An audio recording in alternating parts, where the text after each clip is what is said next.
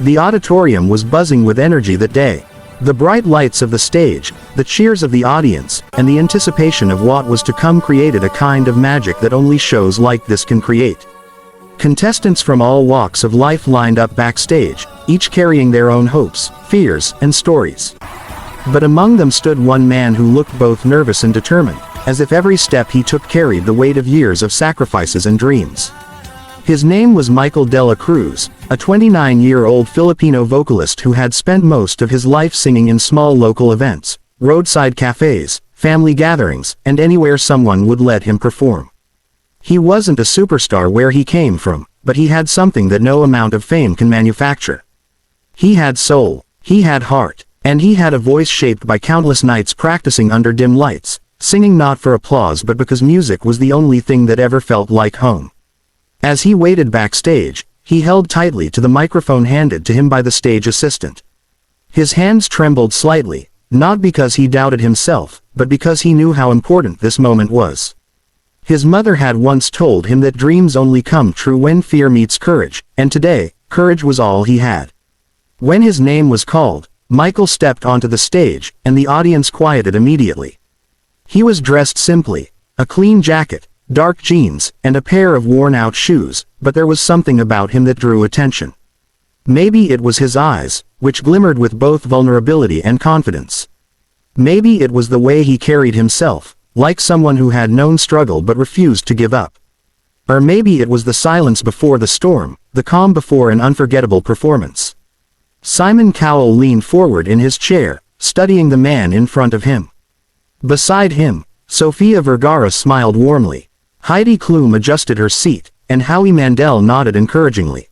They had seen thousands of contestants over the years, but something about Michael's presence piqued their curiosity. When asked what he would be performing, Michael took a deep breath and said softly, "Elvis Presley's classic hit Can't Help Falling in Love." The audience reacted instantly with cheers, because choosing a song by Elvis is always bold. Elvis wasn't just a singer, he was a titan in music history. His songs were iconic, untouchable in many ways, and performing one of his classics on a global stage was a risk many contestants avoided. But Michael didn't choose the song out of arrogance. He chose it because of his father. Michael's father, a mechanic who worked long days and longer nights, had always been a devoted Elvis fan. Growing up, Michael would often sit with him in their small living room as his father played old Elvis records on a dusty stereo. Those songs became the soundtrack of Michael's childhood, the soundtrack of happy moments, of family, of dreams. His father would tell him, "Son, the world may forget your name, but they will never forget your voice." That sentence lived in Michael's heart forever. But his father never got to see this moment. He passed away years ago after an unexpected illness, leaving behind memories, love, and unfinished dreams. Singing an Elvis song was Michael's tribute to him. This performance wasn't just an audition. It was a promise fulfilled. When the music began, the first soft piano notes echoed throughout the hall, and everyone leaned forward in anticipation. Michael closed his eyes for a brief moment, gathering strength, then opened them again with a gaze full of emotion. Then he began to sing. Wise men say. The first note was crisp, clear, and filled with a tenderness that immediately washed over the room. It wasn't just a performance. It felt like a whispered confession, a gentle echo of the past, a heart remembering something beautiful and painful at the same time. The audience went silent. Even the judges seemed to freeze. Fools rush in. His voice carried a deep, rich warmth, with a subtle vibrato that made every word shimmer. It wasn't an imitation of Elvis. It wasn't an attempt to sound like a legend. Michael sang with his own tone, his own style, his own pain and love. It was authentic, powerful, and shockingly beautiful. But I can't help. At this moment, Simon's eyebrows shot up. His lips parted slightly, and the camera focused on him as he leaned closer, his expression transforming from polite interest to genuine amazement.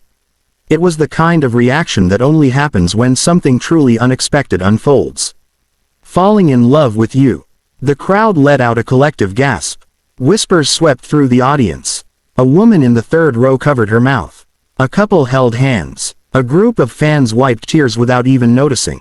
Michael's voice had a way of reaching deep into people's hearts, unlocking memories, feelings, and stories that lived inside them. Shall I stay? His control, his phrasing, his emotion, everything was flawless. It felt as though the song wasn't being sung to the audience, but to someone only he could see. Someone who meant everything to him. And that invisible presence gave his performance a depth rarely witnessed on the show. Would it be a sin? When he reached the chorus, something magical happened. His voice soared effortlessly, rising like a wave carrying years of longing and years of love. The audience erupted into cheers mid-song, unable to contain the emotions building inside them. If I can't help falling in love with you. Michael's delivery was so heartfelt, so raw, that the song felt reborn, familiar yet entirely new. He wasn't performing the song. He was living it. As the music swelled, he closed his eyes and allowed every emotion he had buried for years to rise to the surface. This was his voice. This was his truth. This was his heart speaking in the only language it knew. Like a river flows, his tone softened, as if caressing each word, letting it float gently through the air. Surely to the sea, tears glistened in the eyes of people who had never even met him. That's the power of music. That's the power of pure emotion. Darling, so it goes. A single tear slipped down Michael's cheek. He didn't wipe it away. He didn't need to. It was part of the moment. Some things are meant to be. Simon Cowell shook his head slowly, stunned. Heidi Klum whispered, "Wow." Sofia Vergara placed a hand on her chest, moved beyond words. Howie blinked rapidly, clearly fighting back tears. There was no denying it. This performance was something special. Take my hand. Michael's voice grew even richer, filled with conviction, filled with love. Take my whole life too. The final chorus was explosive, vibrant, overflowing with emotional intensity. His voice wasn't just powerful, it had soul, the kind of soul that comes only from real pain, real love, real life. For I can't help. The entire room seemed to hold its breath, hanging on every syllable. Falling in love with you. He held the final note, long and steady, and the hall erupted into a standing ovation so loud it felt like thunder. People jumped from their seats, shouting, clapping, cheering. Some cried openly, others hugged the person next to them. It was pure electricity, pure magic. Michael lowered the microphone slowly, overwhelmed. For a moment, he simply stood there, staring at the cheering crowd with disbelief. This was the moment he had dreamed about all his life. This was the moment he wished his father could witness. He whispered softly to himself, "Dad, this is for you." When the applause finally softened, the judges rose to their feet, one by one. Simon stood last, but when he did, his reaction was unmistakable: awe, respect, admiration. His jaw had dropped during the performance, and it still hadn't completely recovered. He stared at Michael, shaking his head in disbelief before speaking. "Michael, that didn't just surprise me. That stunned me. Your voice is magical. It's classic, timeless, emotional. You took one of the most iconic songs in history, and instead of trying to copy a legend, you made it your own. You honored Elvis while also becoming unforgettable yourself." The audience cheered again. Simon continued, and the control, the emotion, that final note. "I mean this sincerely. That is one of the best vocal auditions I have heard in years." Michael covered his mouth in shock. Tears streamed down his face. He had spent years believing he wasn't enough, believing his dreams were too far out of reach. Hearing praise like that from one of the toughest judges in the industry felt surreal. Heidi leaned forward and said, "You didn't just sing. You told a story. You connected with all of us. I felt every word. That was breathtaking." Sophia nodded, adding, "You have a gift. When you began singing, I literally felt my heart jump. Your voice, it's unique. Beautiful. You deserve to be on this stage." Howie smiled warmly and said, "This is why this show exists. To give a chance to voices like yours, to talent like yours, to hearts like yours." That was not good. That was extraordinary. Michael wiped his tears again, trying to breathe, trying to steady himself, trying to process everything. Simon then looked at him intensely, a familiar spark forming in his eyes. "Michael, there are moments on this show that stay with us forever. What you just did, that's one of them." Michael felt his heart pounding. Simon continued softly, "I think your father would be incredibly proud." That sentence broke Michael completely. Cheers flowed uncontrollably. He nodded, unable to speak. And Simon, with a rare, emotional smile, said the words that would change Michael's life. "I think this is the perfect moment for this." He stepped forward, placed his hand above the golden buzzer, and slammed it. In that instant, golden confetti exploded from the ceiling like a shower of dreams. The entire auditorium erupted in screams and cheers. The judges stood, clapping, shouting, celebrating the moment.